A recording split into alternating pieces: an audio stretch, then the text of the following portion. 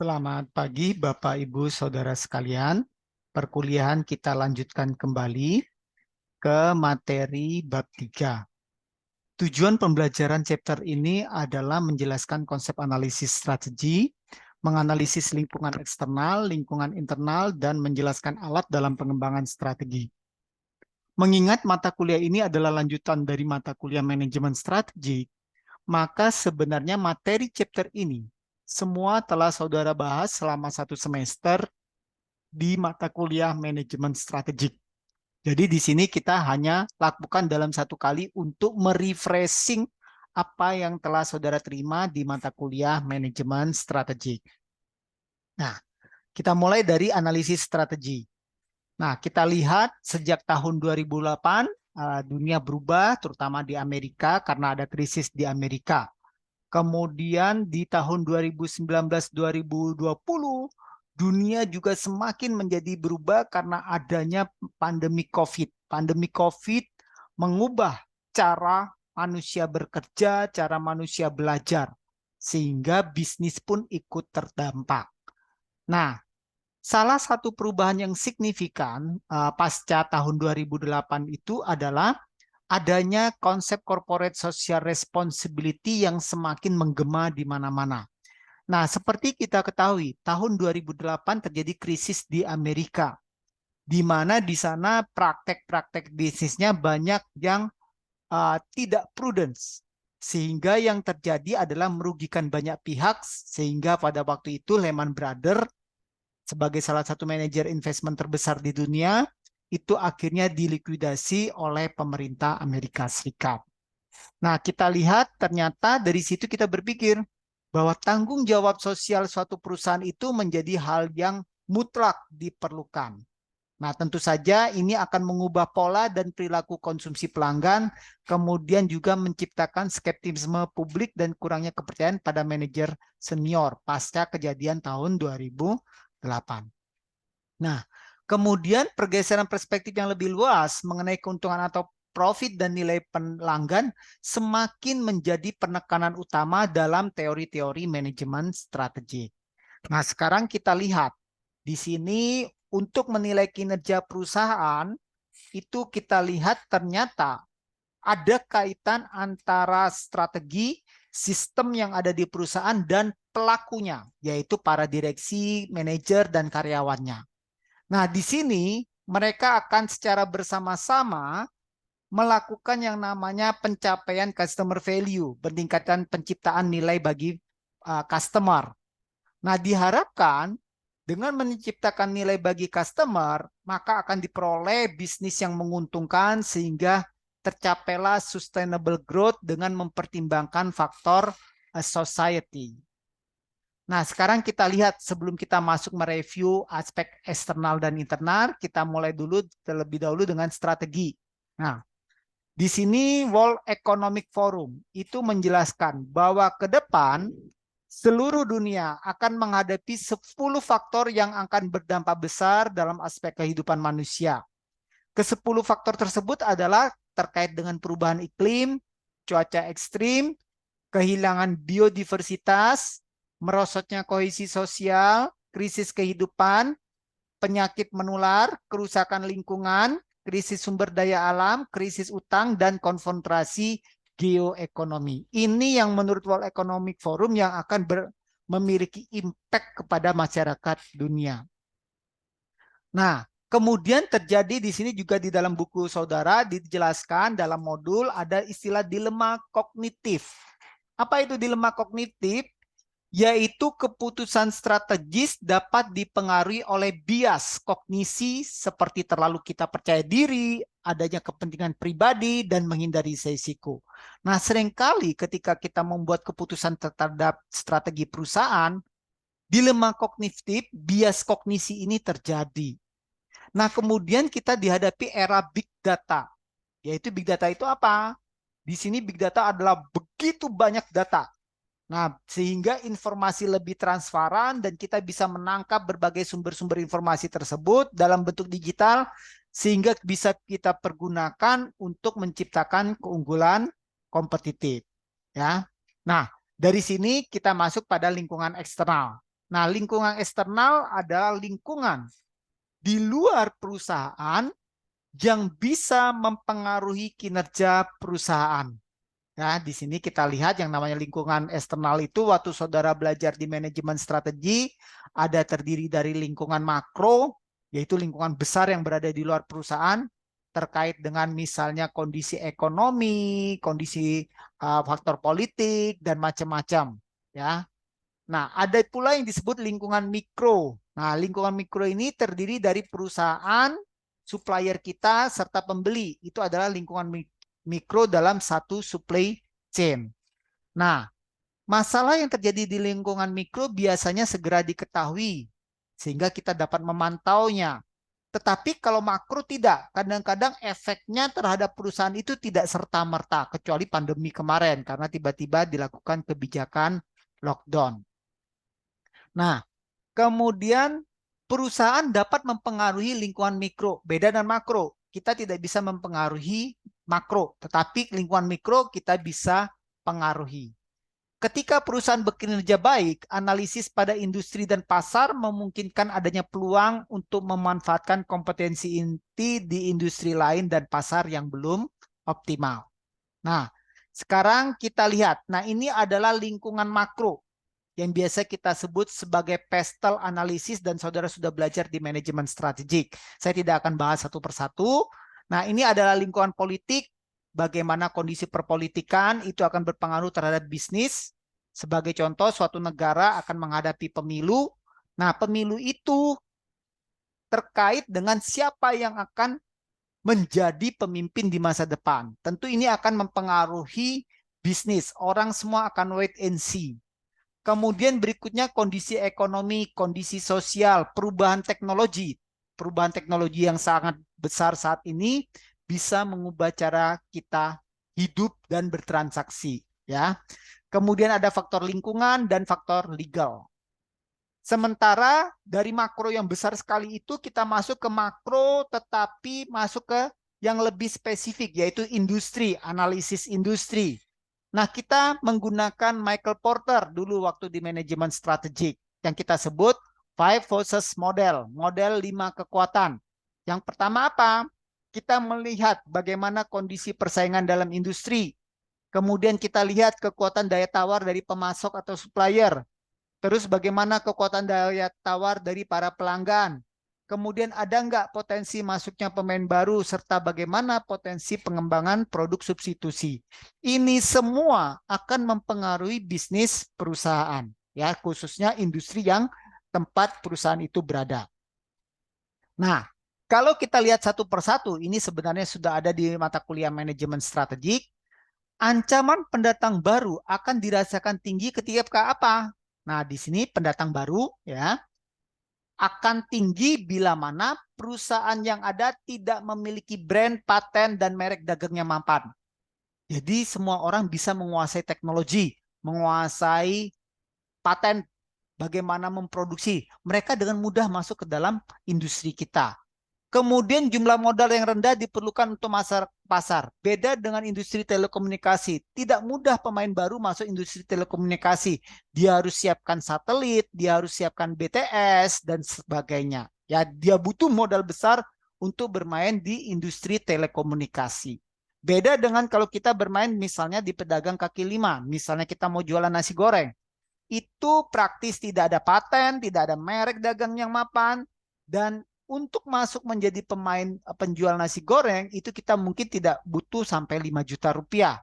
Beli gerombong gerobak, kemudian kita belajar memasaknya, beli peralatannya dan itu 5 juta sudah jalan, ya. Dan seterusnya. Ini semua sudah saudara pelajari di mata kuliah manajemen strategik sehingga saya tidak akan bahas lebih dalam satu persatu. Silakan dibaca di modul.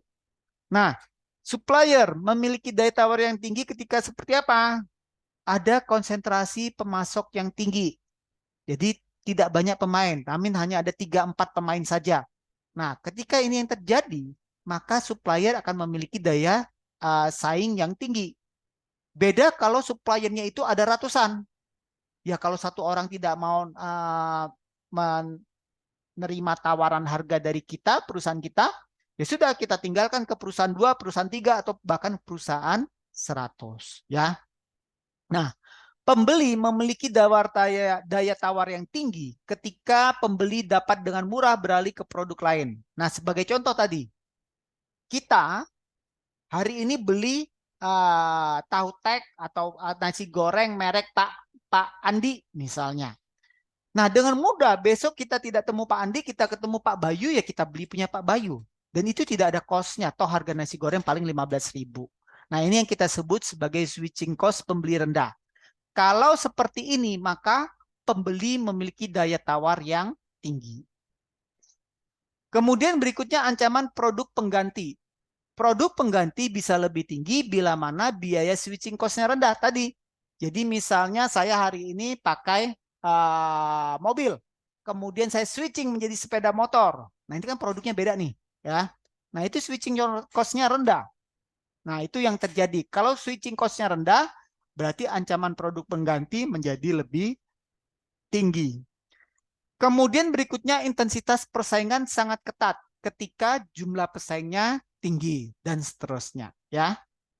Nah, dari five forces model kemudian ternyata dirasa kurang. Ada satu lagi tambahan, faktor keenam. Faktor keenamnya apa? Komplementer produk. Nah, komplementer produk itu apa? Produk yang saling melengkapi. Sebagai contohnya, kita beli kendaraan sekaligus kita beli bahan bakar. Kendaraan tidak mungkin jalan bila mana tidak ada bahan bakar. Nah, itu yang kita sebut komplementer, ya. Nah, Porter Six Forces ini, model kekuatan 6 faktor Porter ini memberikan penilaian cepat tentang bagaimana lingkungan makro, ya, makro tapi bukan makro yang besar sekali, tapi makro di luar perusahaan. Tetapi analis seharusnya hanya bagian dari daftar periksa keseluruhan. Jadi kita cuma mengecek saja bagaimana kondisinya. Nah, keterbatasan model dari Porter Five Forces model ini cukup banyak ya, sudah kita pernah bahas. Silakan saudara baca sendiri dan silakan lihat di modul. Dari Five Forces model, kita masuk ke analisis pemangku kepentingan. Nah, analisis pemangku kepentingan ini dikembangkan oleh Mendelow tahun 1981. Dia buat matrik dengan sumbu horizontal yaitu berupa kekuatan, sementara sumbu vertikal berupa level of interest. Nah, dari dua kuadran ini, dua sumbu, maka terdapat 4 kuadran: minimal effort, keep informed, keep satisfied, and keep player. Kita lihat satu persatu. Nah, Mendelow menyarankan agar perusahaan menganalisis kelompok pemangku kepentingan berdasarkan power, yaitu kemampuan untuk mempengaruhi strategi organisasi atau sumber daya proyek, dan interest, minat, seberapa tertarik pemangku kepentingan pada keberhasilan organisasi atau proyek tersebut. Untuk posisi di mana kekuatan pemangku kepentingan tinggi dan mereka sangat tertarik, maka perusahaan diharapkan mengelola dengan dekat para key player. Nah, kita lihat kekuatan pemangkunya tinggi dan mereka tertarik. Kekuatan pemangkunya tinggi, ya, di sini high, ya. Kemudian tingkat kepentingan dari masyarakatnya atau stakeholder tinggi, berarti kita perhatikan key player-nya. Nah, dengan tujuan untuk melibatkan key player ini dalam bisnis perusahaan, misalnya kita undang 3 bulan, 4 bulan sekali untuk memberi masukan, ya seperti itu. Berikutnya kekuatan tinggi, namun orang-orang kurang tertarik. Untuk hal tersebut kita lakukan keep satisfied. Nah, kalau keep satisfied, perusahaan cukup bekerja dengan orang-orang ini untuk membuat mereka puas. Tetapi jangan sampai mereka bosan dengan pesan yang disampaikan oleh perusahaan. Selanjutnya orang memiliki kekuatan rendah namun sangat tertarik. Nah, mereka diberikan keep informed. Kekuatannya rendah namun tingkat kepentingannya, minatnya dia tinggi, seperti itu, ya. Nah, untuk yang terjadi seperti ini, beritahu orang-orang ini secara memadai dan bicaralah dengan mereka untuk memastikan bahwa tidak ada masalah besar yang muncul. Audiens juga dapat membantu menunjukkan area mana saja yang dapat ditingkatkan atau telah diabaikan. Terakhir, pemangku kepentingan dengan kekuatan rendah dan juga kekurangan daya tarik. Ya. Nah, untuk seperti ini stakeholdernya, maka kita cukup melakukan minimal effort. Powernya rendah, daya tariknya rendah. Ya, kalau tadi kan daya tariknya tinggi, kepentingan dari para stakeholdernya tinggi. Ini kepentingannya rendah. Ya. Nah, untuk pada pola yang terakhir ini minimal effort, jangan membuat kelompok pemangku kepentingan ini bosan dengan komunikasi yang berlebihan. Awasi untuk memeriksa apakah tingkat minat atau kekuatan mereka berubah. Nah, kemudian kita lanjutkan dari tadi Five Forces Model, kemudian analisis pemangku kepentingan Mendelow, kita pindah ke skenario analisis. Nah, kalau skenario analisis, ini kita membuat beberapa strategi yang dimungkinkan bila mana terjadi skenario pertama, skenario kedua, skenario ketiga. Nah, di sini kita lihat skenario analisisnya dengan membuat dua sumbu, impact kepada perusahaan dan ketidakpastian. Kalau impact kepada perusahaan itu rendah, artinya perubahan itu impact-nya terhadap perusahaan itu rendah, kemudian ketidakpastian perubahan itu juga rendah, maka strategi yang ada saat ini bisa kita jalankan dan tetap terus diawasi, keep in check. Tapi bagaimana? Ketidakpastiannya rendah, namun impact-nya pada perusahaan tinggi, maka kita buat contingency plan. Apabila terjadi kondisi seperti ini, maka contingency plan-nya, plan A-nya seperti apa, plan B-nya seperti apa, plan C-nya seperti apa. Kalau ketidakpastiannya tinggi, sementara impact kepada perusahaan itu rendah, maka kita review secara periodik. Apa sih yang terjadi perubahan-perubahan eksternal ini? Nah, kita cek apakah strategi perusahaan masih on the track. Yang terakhir, ketidakpastian tinggi dan impact pada perusahaan juga tinggi, maka kita pergunakan skenario analisis. Nah, kalau skenario analisis itu beberapa variabel bisa kita bergerakan bersama-sama. Misalnya, harga tenaga kerja meningkat, UMR meningkat, kemudian harga listrik meningkat, kemudian harga energi, transportasi meningkat. Nah, itu dampaknya terhadap perusahaan seperti apa. Nah, itu kita buat skenario perhitungannya. Nah, pasca tahun 2008, salah satu topik penting di bidang manajemen strategik, khususnya pemasaran, adalah bagaimana kita menciptakan value bagi pelanggan. Nah, untuk itu kita harus melakukan analisis pelanggan. Nah, kalau pada waktu yang lalu hubungan yang mendapat perhatian adalah antara merek dan pemilik merek. Tetapi sekarang kita berubah, bukan lagi merek, tapi fokus kita adalah konsumen. Mengetahui kebutuhan dasar konsumen itu akan membantu perusahaan mengembangkan strategi-strategi yang efektif. Ya. Nah, sayangnya ada banyak perusahaan yang kurang memahami konsumen dan diperparah oleh hasil survei konsumen yang tidak valid. Nah, sehingga ini akan berdampak pada kemampuan perusahaan menghasilkan laba. Kemudian perusahaan juga harus memperhatikan yang namanya strategic group. Apa itu strategic group?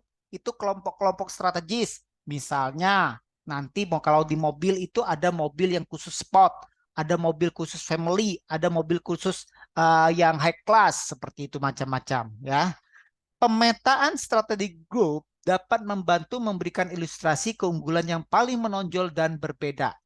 Nah, mulai dari mengidentifikasi perusahaan sejenis pada industri, itu yang harus kita lakukan.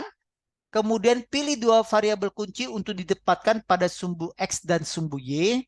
Nah, gunakan sumbu yang sesuai di setiap organisasi dengan ukuran yang proporsional dengan pangsa pasar ataupun dimensi kritis lainnya. Kemudian kita lakukan nilai secara keseluruhan. Ini contohnya dalam hal mobil. Nah, kita lihat di sini sumbu vertikal sama sumbu horizontalnya adalah price dan banyaknya lini produk. Nah, kita lihat di sini kalau harganya murah, lini produknya tidak banyak, ya contohnya ada Suzuki, Kia, Hyundai. Walaupun Hyundai sekarang sudah lini produknya sudah banyak. Sementara ada yang price-nya tinggi, lini produknya sedikit, contohnya Ferrari kan tidak banyak macamnya. Namun ada pula produk yang lini produknya macam-macam. Contohnya Toyota, mulai dari Toyota yang murah sampai Toyota Lexus yang mahal juga ada semua. Ya, seperti itu. Nah, ini namanya strategic group. Nah, dari sini kita bisa tahu siapa sih pesaing kita, bagaimana keunggulan kompetitif perusahaan kita dibanding perusahaan pesaing. Dari lingkungan makro, lingkungan eksternal, kita masuk pada lingkungan internal. Nah, strategi dapat gagal karena dua alasan. Pertama, masalah eksternal dan internal.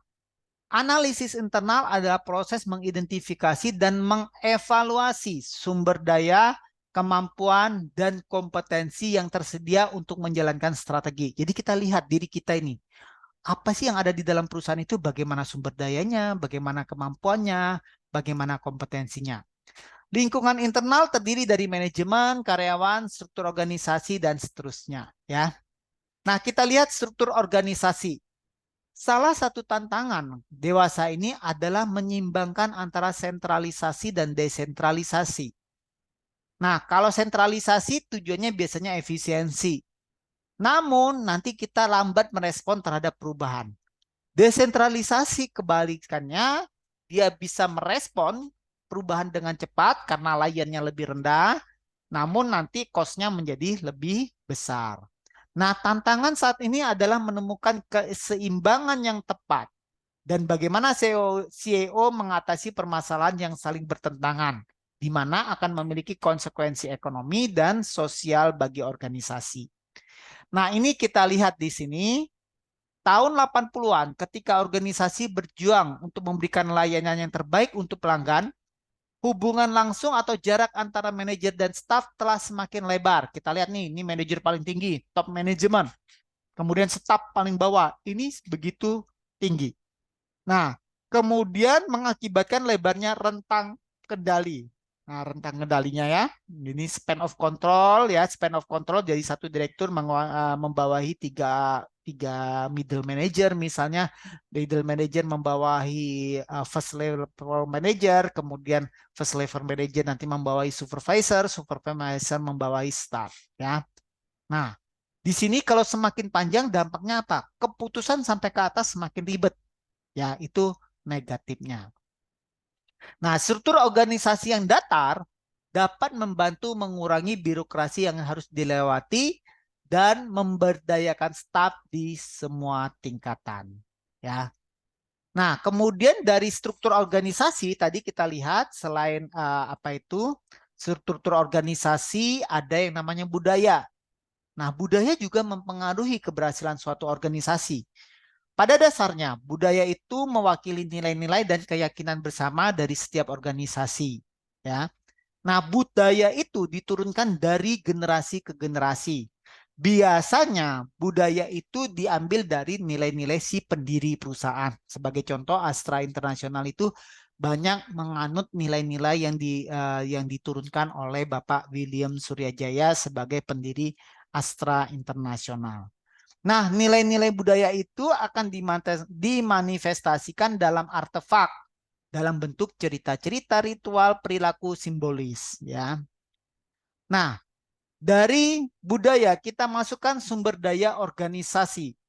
Nah, pada dasarnya organisasi memiliki sumber daya baik intangible maupun tangible. Intangible artinya sumber daya yang tidak terlihat apa? Contohnya pengetahuan, keterampilan, dan bakat. Ya. Intangible asset adalah pendorong utama di mana perusahaan dapat membangun identitas dan strateginya. Itu menurut Kaplan dan Norton yang membuat buku Balance Scorecard. Ya.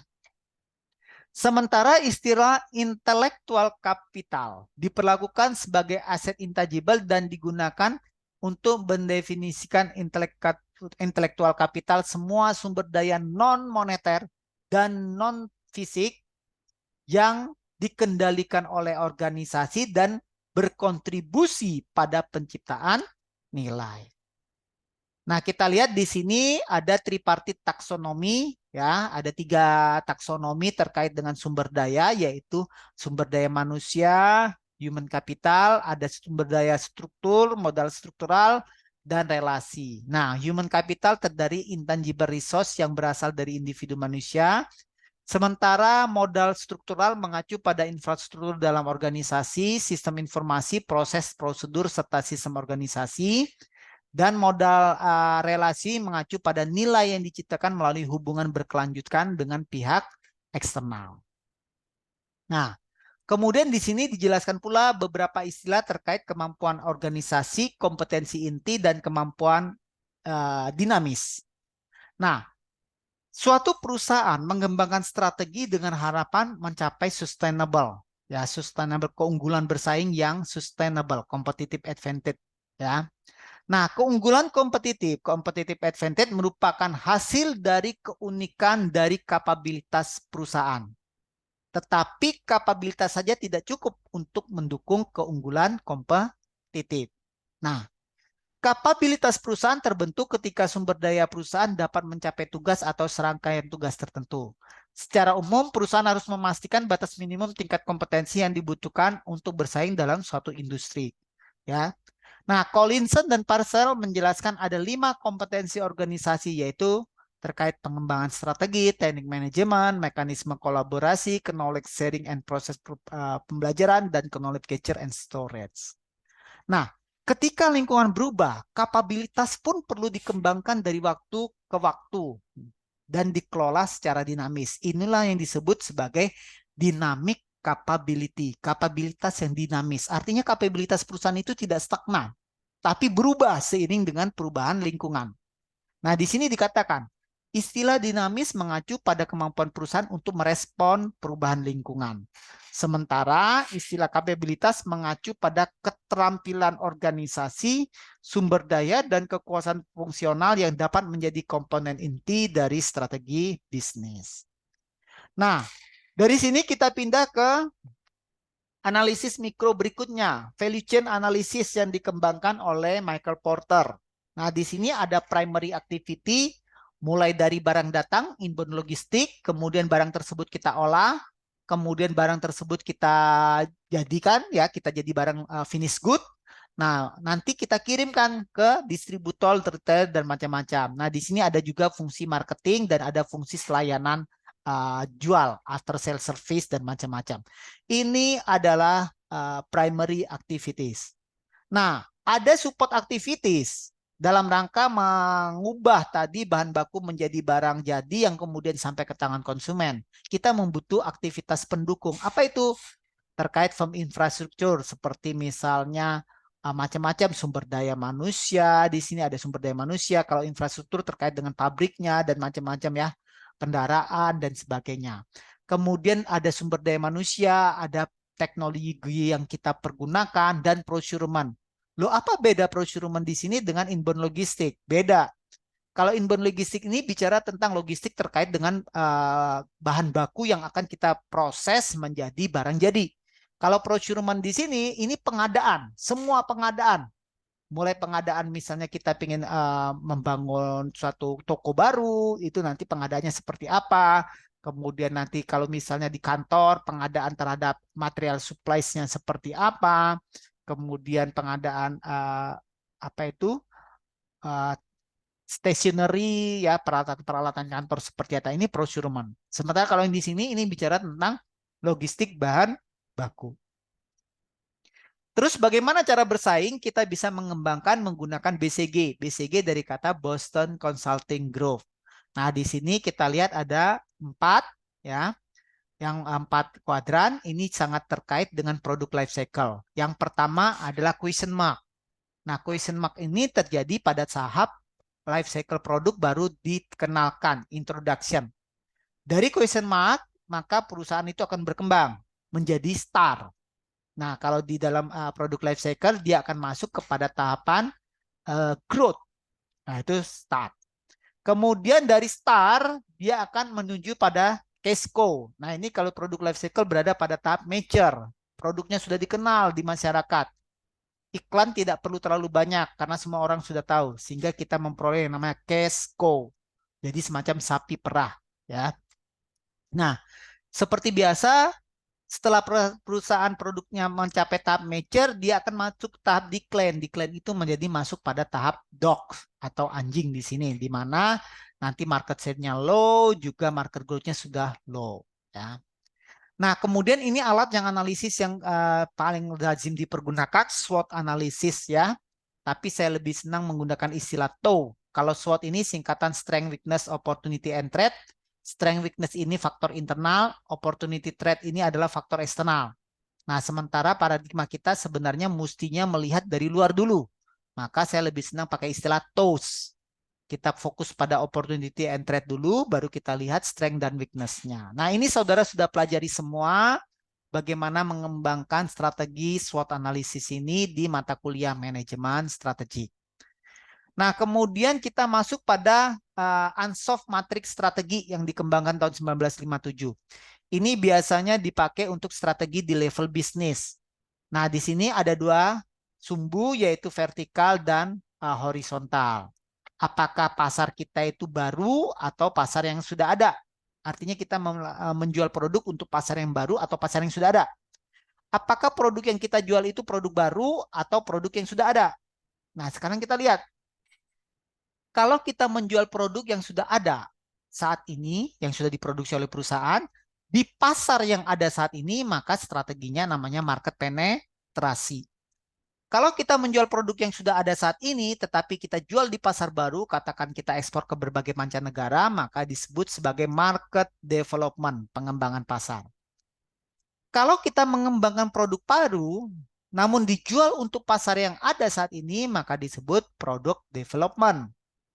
Sebaliknya, kalau misalnya kita mengembangkan produk baru untuk pasar yang baru, maka disebut sebagai diversifikasi. Ya, ini sudah pernah saudara pelajari di manajemen strategi. Kemudian di level bisnis juga ada yang namanya competitive generic strategy matrix yang dilakukan oleh Porter. Porter generic strategy atau strategi umum Michael Porter. Nah, ada tiga hal, yaitu pertama adalah low cost, diferensiasi atau uniqueness, dan fokus. Nah, di sini Porter membaginya menjadi low cost dan diferensiasi uniqueness. Kemudian nanti ada pasarnya fokus atau pasarnya luas. Nah, nanti akan terjadi strategi cost leadership, ada strategi diferensiasi, ada strategi fokus untuk low cost, ada strategi fokus untuk diferensiasi. Oke. Nah, biasanya kita sebut sebagai 3 strategi, cost leadership, diferensiasi, dan fokus saja. Ini ada penjelasannya, silakan dibaca sendiri. Nah, pada dasarnya Michael Porter menyatakan apa? Anda tidak boleh menggabungkan ketiga hal itu. Low cost, diferensiasi, dan fokus tidak boleh digabungkan karena nanti saudara berada di tengah-tengah sini. Nah, ini yang dinamakan stuck in the middle. Terjebak di tengah-tengah. Ini pemikiran Michael Porter tahun 1980-an. Namun nanti tahun 2006 itu ada buku namanya Blue Ocean Strategy. Kalau Blue Ocean Strategy itu justru menggabungkan antara low cost dan diferensiasi yang kita sebut value innovation. Demikian presentasi bab ini cukup cepat karena memang semua materi sudah saudara terima di manajemen strategik, tinggal dibuka modulnya dan dilihat video ada saat saudara mengambil manajemen strategi. Selamat pagi.